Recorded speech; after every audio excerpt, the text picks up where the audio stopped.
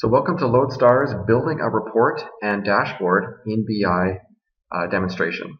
I'm Patrick and we've got Colin. Hello. And we're going to show you how to build a report, how to build a new dashboard, build a prompt, and drop all that on a dashboard so that it becomes ready for the end user to use. So Colin, without further ado, why don't you create an analysis for us? Sounds good. So what we're on here is the home page. From the home page, you have a couple of options as far as getting to creating a report. You can see here we have the ability to create an analysis, create a dashboard, and more. So filter, which we'll look at as well, dashboard prompts.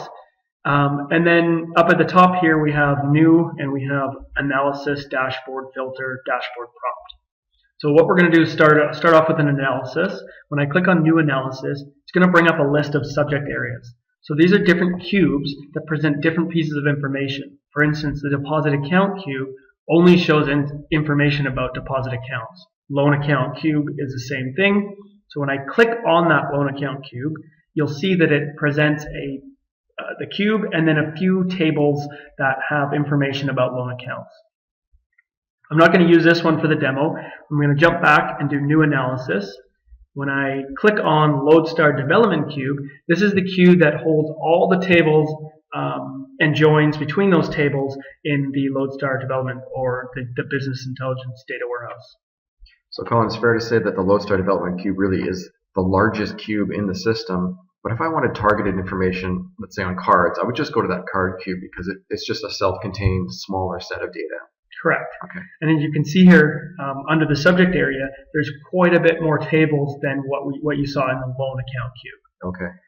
And so in order to create your own report, it's really simple in the fact that you're just going to drag and drop information from the subject area over into the selected columns. So for this report, I'm going to use the account table, and I'm going to create a report that basically looks at number of accounts and balance of accounts by branch based on major. So it may sound kind of complicated, but it's actually quite simple. So I'm really just going to find the key pieces of information that I'm looking for: branch name, major description, account number, balance, and I'm going to drag them from the left-hand side into the selected columns. So there's branch name. I'm going to find major description. Another way, instead of dragging and dropping, is just double-clicking on it. So if I double-click on major description, it's going to pop that into the selected columns as well.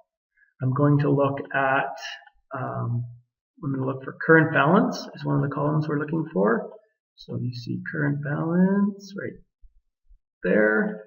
So double-click on that one. I'm going to look at account number because I'm going to do a function on the account number. I'm going to do a count on it. Okay, so now we have the four columns that we're looking for: branch name, major description, current balance, and account number. From there, you have a few options for each one. When I click on the little properties drop down beside each column name, you have things like sort. I can edit the formula, which I'll do in a second. I can look at the column properties, or I can do a filter. Filters are really just a where clause. If I want to minimize the subset of information down to specific branches or specific majors, I can add a filter. When I go into column properties, you'll see that it has a bunch of information about that column. So I can change the style, the font. I can look at making it bold. I can change the size of the information that's passed into the report. I can change the background color. So it's pretty easy to just click and play with the information. If I look at column format, I can put a custom heading on that column. If I just want it to say branch instead of branch name, I can get rid of that. I can look at the data format. So I can override the specific default data format and put in other information. And this will come into play more so when we're using counts and balances. I can set up interaction. We're not going to do that in this demo, and we'll do that maybe in a future demo. But you can do things like default drill. We can add action links. We can send master detail events so reports interact with each other. Let's select OK. So the next thing I'm going to do is actually set up the functions on the current balance and the account number columns. So in order to do that, we're going to select the edit formula option. And you'll see down here is a insert function button. So I select insert function, And you'll see that it has a list of different functions that we can use. There's quite a few of them. For this one, because we're using, you can see behind, we're using the current balance field, we're going to sum this up. So by clicking the plus sign beside aggregate, you'll see that we can find sum. And what it does is it actually explains you the syntax that can be used here. So if you want to just type it in, you could type in sum with brackets, or by me selecting it up here in the functions and selecting OK, it's actually going to add that function in there for me. Well, that looks quite similar to Excel. Exactly. Okay, so now that I've put in the function on this column, I can also change the custom heading here. So if I just wanted to say balance, for instance, I can just get rid of the word current. And then by selecting OK, it's going to change the column in the selected columns area. And you can see that it's changed the little image there to yellow. That basically means that there's a function on that column. I'm going to do the same type of function or similar type of function on the account number. And in this example, instead of using the insert function, I'm just going to type it in. So I'm going to do a count on the number of accounts. So I'm going to put a count with brackets around it. And also I'm going to change the custom headings to, instead of say account number, I'm just going to put in count. When I'm done there, I'm going to select OK. And now you can see we have 4 columns: branch, major description, balance, and count. When I go into the results tab is actually going to present the information from the selected columns into a tabular format. Right away, by default, it's going to create 2 views for you, and you can see the views here.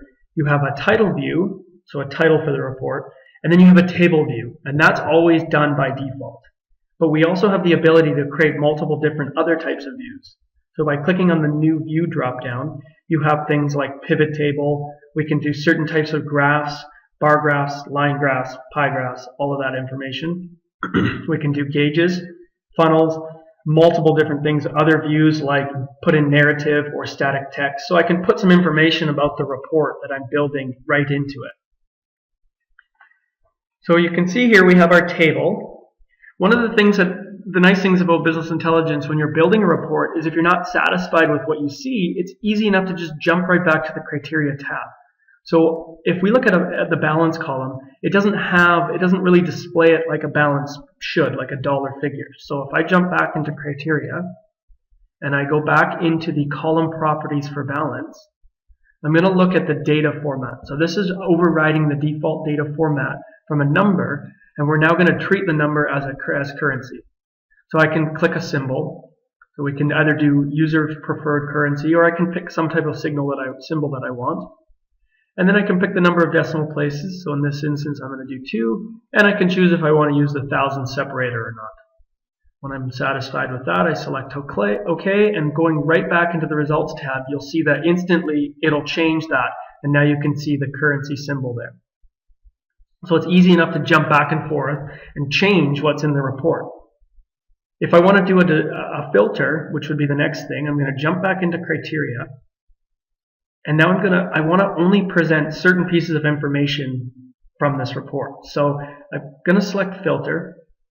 And I have a couple different ways of looking at the filter. If I know the information that I want, I can really just type it in here. Or I can use the little drop down and I can pick values. So I can use a little checkbox and I can say checking, commercial, consumer, mortgage, savings, and term deposit. Those are the values that I want to see in this report. So by selecting OK, you'll see that it's going to present a little filter in the bottom to say the major description is equal to and the values that I selected. And you always have the ability to go back in and edit that filter if you want. So I can change it to things like not equal to, or if I'm looking at dollar figures, I can do greater than or less than. So there's quite a bit of flexibility there. Select OK. Now when I jump back into the results again, you'll see that the table has changed, and it's only going to present those majors that I selected. So it's starting to look a lot cleaner. Okay. Now the next thing we're going to do, because we're going to build a dashboard prompt, a prompt is basically allowing the user to select values themselves. So we want to present the entire subset of the data, but then allow the user to pick those values. And we're going to do that on the branch column. So to do that, you're going to also select a filter. But instead of doing an operator of is equal to or is greater than, you're going to see that there's an option to do is prompted. Okay, so that'll come into a little bit later when we actually build the actual dashboard prompt. But if you build a dashboard prompt and you don't set the same column in the report to is prompted, the dashboard prompt won't work. So that is a key piece that needs to be done and set up. Okay, that makes sense. When I jump back into results, again, we see our table. We have all the branches, all the majors, and balance. So we can leave that there, and let's create another view. So we're going to create a graph. So we're going to create a graphical view. We'll do a bar graph, and let's do a horizontal graph. So you'll see that by selecting that, the business intelligence product will actually generate the graph for you. All right, so it generated a horizontal graph for us, but as you can see that it's quite cluttered. So now I have the ability to change that information. So you can see down in the bottom here we have the measures. So we have the horizontal axis, and we have the group by. So in this example, I just want to group it by major description. So I'm going to take the branch and I'm going to drag it down into the excluded. Because the other graph that I actually have shows it broken down by branch. So for this one, I really just want to look at the major description, and maybe actually I only want to look at the balance. So I'm going to drag out down the count into the excluded as well. So now when I see my graph up here, I'm looking at the balance of each one of the major descriptions, and when I hover over it, you can see that it shows you the major description and the balance that I'm hovered over. And now the report looks a lot cleaner. When I select Done, you'll see that in the Views section down below here, we have the table, the title that we previously have, but we also now have the graph. In order to add that to your compound layout, what we're going to do is you can just drag it over, and you want to drag it until you can see that blue line. Once you see the blue line, then you can drop it in there. Now you can see that we have our table and we have our graph, and now the graph is more of a summarized version of the balances by branch, and then the table is more broken down by branch specifically. And Colin, I can move these views around on this layout, right? Exactly. If I wanted the graph to be on the left-hand side, I just drag it and drop it, and again, looking for that blue bar. Once you see it, then you move it around. Now that we've got our graph, we've got our table, we can edit the title itself. So let's edit that view. So you have a couple options. You can actually display the title as the saved name. Right now it's untitled because we haven't saved our work. Or you can actually just type in a title.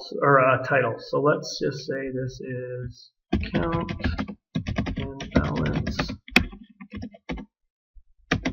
by major. Okay, and when you click on the next little field there, you'll see that it'll actually preview it for you in the bottom. So you can go back and edit it. You can change the formatting of it. If you want it to be a different color, you can select the little format title, and then again, similar to everywhere else you've seen, you can select colors and background colors and different styles and fonts and things like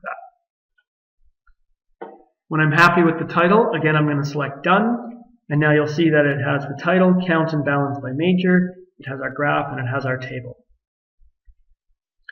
I think that covers pretty much building a report. So the next step is actually to build the dashboard prompt to allow the user to filter this information themselves. So we'll simply save the analysis, and this analysis is going to save it in the catalog. I'm going to save it under for now, LBW custom, and we'll just save it at the root of that. And we'll call it the same as the title. We'll just call it count and balance by major. Okay, so this report is now saved. Now, because it's saved in the catalog, we can now navigate anywhere else, and we're not going to lose the information that we built here. What we're going to do is jump up to New, and now we're going to build a dashboard prompt. And this prompt is for the branch, right, Colin? That's correct. So I'm going to go back into the same cube that I built the report off of, Lodestar Development Cube. And I'm actually going to, up in the top here, you have a new drop down, and I'm going to do a column prompt. And I'm really going to pick the exact same column that I selected in my report. So I'm going to go to the account table, and I'm going to select branch name. Now we have some options here. things like operator. So do we want to prompt the user, or is it just going to be is equal to, or is not equal to, contains any. So there's a bunch of different options. For this, we're just going to do is equal to. Now we have different types of user input. It can be a text field, it can be a list, checkboxes, radio buttons. So you can pick and choose from that. For here, we're just going to do a choice list. And we have some further options if you want. This is where it starts to get a little more advanced. You can include all column values. You can limit the values by certain information. You can enable the user to select multiple values or enable them to type the values. You can set a default selection. If you're happy with what you have, you select OK, and the nice thing is you can see that down here it actually gives you a preview of what it's going to look like. And I'm going to select the little drop down there, and you'll see that this is exactly what it's going to look like. If I don't want it to be that way, I come back up here, select the branch name column, and I click the edit button. And now I can change it from a choice list to something like a checkboxes. When I select OK, you'll see that instantly the preview changes. And I don't like the look of that one as much because it takes up more room on the screen. So I'm going to go back and I'm going to change it back to the choice list and select OK. So that is our branch name prompt. We're going to save this as well. So we'll save this one. And we'll save it right in the same folder, so LDW custom, and we have count and balance by major. So this we're just going to name it branch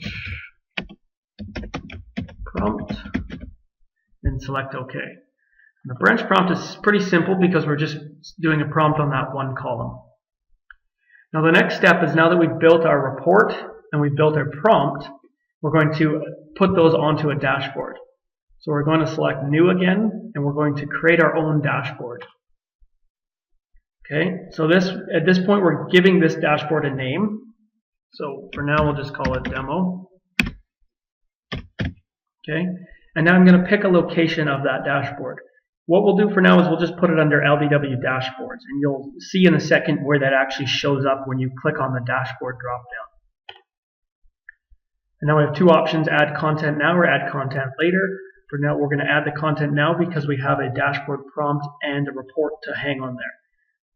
When you're creating a new dashboard, you'll see right at the beginning a blank dashboard with a context that says drop content here. So basically you're going to navigate over to the catalog and you can hang any of the information that you previously built or any reports that somebody else built. Because you have access to the catalog, you could see that I could add any of the reports under any of the other folders like delinquency or loans. So I can drag and drop pieces of information from other folders, or I can just drag and drop the information that I previously built. So we're going to go find the reports that I built. So I built the count and balance by major and the branch prompt. So I'm just going to drag and drop them into the report. And you'll see that I'm going to put it into the same section. So now we have our prompt and we have our count and balance by major. There's other options that you can have up here, things like action links. So that's the ability to navigate throughout the system. I can do a link or an image. So maybe you want to do a link to a certain website or an intranet. You can do text boxes. You can put information out there on that dashboard.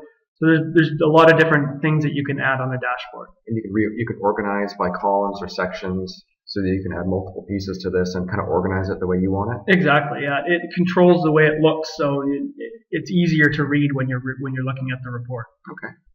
Okay. So you can either save the dashboard or you can do a quick preview. I'm just going to save it and run it because I know that I want this information hung on the dashboard. So now you can see we have our branch prompt that we built, and we have our report, count and balance by major. Because when we built the report, we did a filter on the branch name to say is prompted. That is the linkage between this dashboard prompt here and the report down below. So when I pick Alberta branch, or BC branch is probably a better example, and I select apply, you're now going to see that the graphs in the report are going to only show information about the BC branch. So you can see there that it got rid of all the other pieces of information and it's only showing information based on that branch name of BC branch, as well as the graph on the left hand side changed. So you can see that if we look at the checking major, the total is 13.3 million. And in the graph here as well, it's 13.3 million. When I remove the branch filter, so this is the ability I can reset to default values or last applied values, or I can just clear all. And then by selecting apply again, it's going to run the report as it would when we first ran it. You can see here that originally this report here, this graph, was a sum of all the checking accounts, no matter of branch. But by filtering, it's changed it from 212 million down to 13.3 to only show the information based on that BC branch. So Colin, now that I've built a report and a prompt and I've hung it on a dashboard, over time I'm probably going to build up more things on this dashboard and expand it more. Can I edit this dashboard? So the best way to edit the dashboard is to go under the page options and click edit dashboard. Now let's look at adding multiple tabs to this dashboard. So right now we have the page 1, which is just the default page that we created. If I want to add extra dashboard pages, I select the little green button there, and I'm going to add in another one. We'll call this Patrick. And we select OK. And now you'll see we have page 1 and we have Patrick. If I want to change page 1 to be Colin, in order to do that, you're going to go under Tools and Dashboard Properties. Now you'll see we have the multiple pages. I can now move them up and down, so I can set Patrick's to be the first one that's displayed, and then Colin's to be the second. And I can also rename this one. So we're going to rename it from page 1 to be Colin. By default, it always creates the very first page or tab on a dashboard as page 1. So now I have Patrick and Colin. When I select OK, you'll see that the tabs have Patrick and Colin there. And now I'm going to drag and drop some information onto Patrick's dashboard. So we'll just find a report under the catalog, we'll do loans, loan totals by amount, drag and drop it on there, click save, and I'm going to run it. And now you can see Patrick's dashboard tab has loan totals by amount. And when I go over to Colin's dashboard tab, it has the branch prompt and the count and balance by major report that we built previously. Then if we want other people to have access to this dashboard itself, that has to deal with permissions, and we'll cover that in another section. But in this tutorial, you were able to build a new report, you were able to build a prompt, your report had multiple views on it. You had a tabular view, which we see on the right, we had a line chart that we see on the left, we were able to save that content into the catalog, create a new dashboard with new tabs, and drag and drop that content onto the dashboard and save it. So that now, and Colin, will it now show up in my dashboards list? Yeah, exactly. So when you look at the dashboard list, because when we created the dashboard itself, we chose to put it under the LDW folder, you can now see that it's got the demo dashboard there. So if I navigate back to the executive dashboard and I want to get back into my demo dashboard, I just simply find it in the list, select it, and you go back to your dashboard that you previously built. Great. So that wraps up our tutorial on building a report, a prompt, building dashboards, saving the content, and rolling it out to users. Thank you, Colin. Thank you.